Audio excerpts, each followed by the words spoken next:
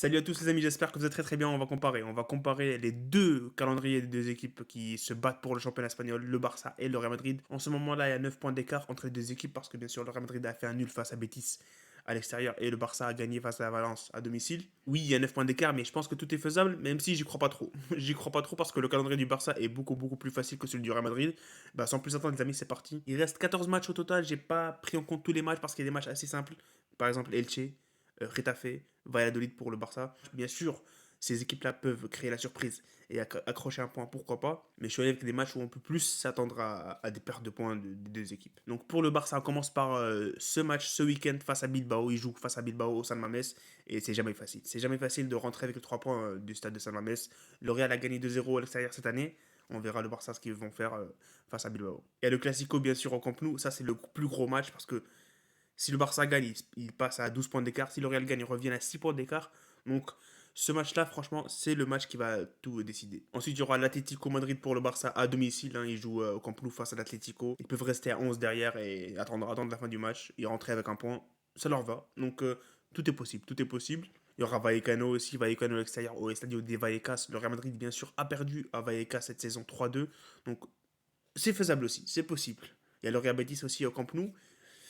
C'est pas le match le plus compliqué parce que c'est au Camp Nou, mais voilà, tout est faisable. Ils viennent juste de faire un 0-0 face au Real au Via Marine, mais quand même, on peut espérer un petit truc, on sait pas, on sait jamais. Ensuite, il y aura le derby de Barcelone contre l'Espagnol. Ils ont fait un partout au Camp Nou cette saison, et là ils jouent à l'extérieur, donc là c'est possible de faire un petit truc. En plus, je me rappelle, le Real avait gagné face à l'Espagnol, mais c'était un match super compliqué, 2-1. Ensuite, il y aura la Real Sociedad, match compliqué au Camp Nou. Le Real Madrid a fait 0-0 au Bernabeu face à la Real Sociedad. Donc là aussi, on peut espérer des petits points. Et enfin, les amis, le dernier match du Barça cette saison sera contre le Celta Vigo, l'ogre noir du Barça. Et ça se joue à Balaidos. Donc là aussi, on peut espérer un petit truc. Mais on verra. On verra. Pour le Real Madrid, maintenant, on va partir avec les 8 matchs du Real Madrid, les amis, que j'ai trouvé un peu compliqués. En commençant bien sûr par le match contre le Barça au Camp Nou. Là, c'est comme j'ai dit tout à l'heure, c'est le match le plus important de cette saison. Il faudra gagner ce match pour espérer avoir une petite lueur d'espoir pour arracher le championnat. Ensuite, il y aura Villarreal à domicile. C'est un match compliqué, mais franchement, je pense qu'on va le gagner celui-là. Gérone à l'extérieur. Gérone a perdu contre eux il y a 2 saisons, je crois.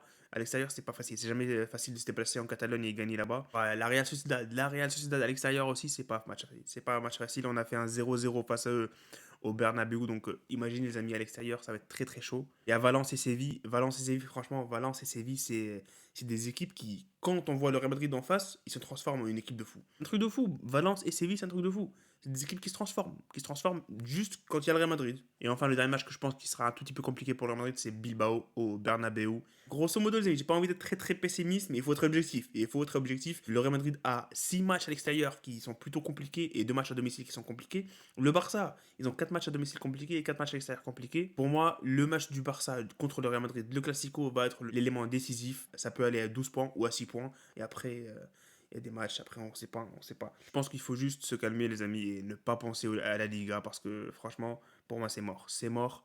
Comme j'ai dit tout à l'heure, les matchs du Barça sont beaucoup plus abordables et en plus ils ont beaucoup plus de matchs à domicile qui sont jouables. Ils ont plus de chances de remporter ces matchs compliqués parce que voilà, ils ont la moitié à domicile. On verra ce qui va se passer et voilà, on espère bien sûr que le Real Madrid va nous donner un petit espoir, je sais pas moi, un petit espoir pour aller espérer rattraper le Barça. Mais je sais pas, j'y crois pas trop en fait. Dites-moi dans les commentaires les amis ce que vous en pensez. Si vous pensez que le Real Madrid va rattraper le Barça avec ces deux calendriers différents. Et voilà, on se retrouve très bientôt. Salut et profitez des vôtres.